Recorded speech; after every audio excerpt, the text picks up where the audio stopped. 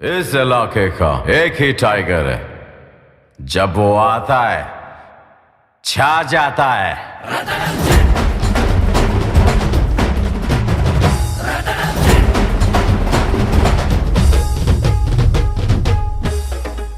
BJP ಮುಖಂಡರು ಹಾಗೂ ಜಿಲ್ಲಾ ಬಿಜೆಪಿ ಅಲ್ಪಸಂಖ್ಯಾತರ ಘಟಕದ ಅಧ್ಯಕ್ಷರಾಗಿರುವ ಸನ್ನಿ ಮಹಾರಾಜ್ ಅವರಿಗೆ 34ನೇ ವರ್ಷದ ಹುಟ್ಟುಹಬ್ಬದ ಹಾರ್ದಿಕ ಶುಭಾಶಯಗಳು.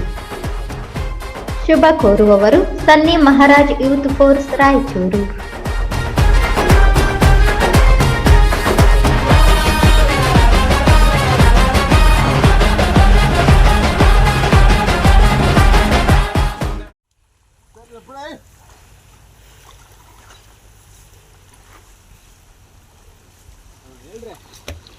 ಏನಾದ ಫುಟ್ಬಾಲು ಒಬ್ಬರು ಹೇಳಿದ್ರೆ ಹೆಂಗ್ ಬರ್ತ ಇಬ್ರು ಹೇಳಕತ್ರ ಒಬ್ಬರ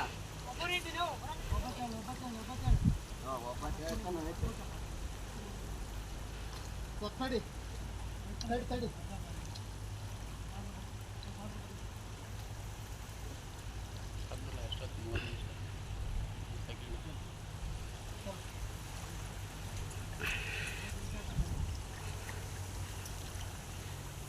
ರೆಡಿ ಇನ್ನು ಸ್ವಲ್ಪ ಹೋಗ್ತಾ ಹೊರತಾಗತ್ತ ಅಂದ್ರೆ ಅಲ್ಲಿ ಹೋಗ್ತೀನಿ ನೀರು ಹೋಗ್ತೀನಿ ಎರಡು ಇಲ್ಲಿ ವಾಪಸ್ ಬರಕತ್ತದ. ತಾಲೂಕಿನ ತುಂಗಭದ್ರಾ ನದಿ ತೀರದಲ್ಲಿರುವ ಮದ್ಲಾಪುರ, ಚೀಕಲಪರ್ವಿ, ಕಾತರಕಿ, ಯಡಿವಾಳ, ದದ್ದಲ್, ಹರನಹಳ್ಳಿ ಸೇರಿದಂತೆ ನದಿ ತೀರದಲ್ಲಿನ ಜಮೀನುಗಳಿಗೆ ನೀರು ನುಗ್ಗಿರುವುದರಿಂದ ರೈತರು ನಾಟಿ ಮಾಡಿದ ಭತ್ತದ ಬೆಳೆ ಹಾಗೂ ಜಮೀನು ನೀರಿನಿಂದ ಆವೃತವಾಗಿವೆ. ತುಂಗಭದ್ರಾ ಅಣೆಕಟ್ಟಿನಿಂದ ಅಂದಾಜು 90,000 ಕ್ಯೂಸೆಕ್ಗಳಿಂದ 1,40,000 ಕ್ಯೂಸೆಕ್ಗಳವರೆಗೆ ನೀರು ಹರಿಸುವ ಸಂಭವವಿರುವುದರಿಂದ ತುಂಗಭದ್ರಾ ನದಿಯಲ್ಲಿ ನೀರಿನ ಹರಿವು ಹೆಚ್ಚಳವಾಗುವ ಸಂಭವವಿರುವುದರಿಂದ ನದಿ ತೀರದಲ್ಲಿ ಅಳವಡಿಸಿರುವ ಕಿರು ಏತ ನೀರಾವರಿ ಪಂಪ್ಸೆಟ್ಗಳು ಮುಳುಗುತ್ತಿವೆ. ತಹಸೀಲ್ದಾರ್ ಭೀಮರಾಯ ರಾಮಸಮುದ್ರ ಮಾತನಾಡಿ, ತುಂಗಭದ್ರಾ ನದಿಗೆ ಜಲಾಶಯದಿಂದ ಹೆಚ್ಚಿನ ಪ್ರಮಾಣದಲ್ಲಿ ನೀರನ್ನು ಬಿಟ್ಟಿರುವುದರಿಂದ ಎದುರಾಗುವ ಎಲ್ಲಾ ಪರಿಸ್ಥಿತಿಗಳನ್ನು ನಿಭಾಯಿಸುವುದಕ್ಕೆ ಅಗತ್ಯ ಮುಂಜಾಗ್ರತಾ ಕ್ರಮಗಳನ್ನು ಕೈಗೊಳ್ಳಲಾಗಿದೆ.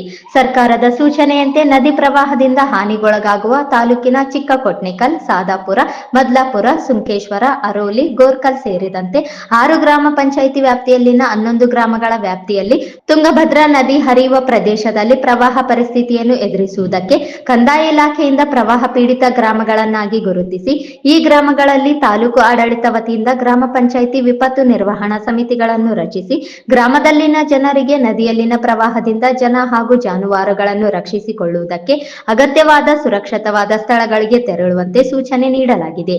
ವಿಪತ್ತು ನಿರ್ವಹಣಾ ಸಮಿತಿಗೆ ಗ್ರಾಮ ಪಂಚಾಯತ್ ಅಧ್ಯಕ್ಷರುಗಳು ಸಮಿತಿಯ ಅಧ್ಯಕ್ಷರಾಗಿರುತ್ತಾರೆ. ಪಿಡಿಒ ಅಧಿಕಾರಿಗಳು ಸಹ ಅಧ್ಯಕ್ಷರಾಗಿರುತ್ತಾರೆ. ಗ್ರಾಮ ಲೆಕ್ಕಾಧಿಕಾರಿಗಳು ಸದಸ್ಯ ಕಾರ್ಯದರ್ಶಿಯಾಗಿರುತ್ತಾರೆ. ಗ್ರಾಮ ಪಂಚಾಯತ್ ಉಪಾಧ್ಯಕ್ಷರು, ಸರ್ಕಾರಿ ಆಸ್ಪತ್ರೆಗಳ ವೈದ್ಯಾಧಿಕಾರಿಗಳು, ಶಾಲಾ ಮುಖ್ಯ ಗುರುಗಳು, ಆರಕ್ಷಕ ಠಾಣಾ ಉಪನಿರೀಕ್ಷಕರು, ಕೃಷಿ ಸಹಾಯಕರು, ಅಂಗನವಾಡಿ ಕಾರ್ಯಕರ್ತರು, ಗ್ರಾಮ ಪಂಚಾಯತ್ ಸದಸ್ಯರು, ಸ್ವಸಹಾಯ ಸಂಘಗಳ ಪ್ರತಿನಿಧಿಗಳು ಸದಸ್ಯರಾಗಿರುತ್ತಾರೆ. ಇವರುಗಳು ಪ್ರವಾಹ ಸೇರಿದಂತೆ ವಿಪತ್ತು ನಿರ್ವಹಣಾ ಸಮಯದಲ್ಲಿ ಕಾರ್ಯನಿರ್ವಹಿಸುತ್ತಾರೆ. ತಾಲೂಕು ಆಡಳಿತ ವತಿಯಿಂದ ನದಿ ತೀರದ ಗ್ರಾಮಗಳಲ್ಲಿ ಅಗತ್ಯ ಮುನ್ನೆಚ್ಚರಿಕೆ ಕೈಗೊಳ್ಳಲಾಗುತ್ತಿದೆ ಎಂದು ತಿಳಿಸಿದರು.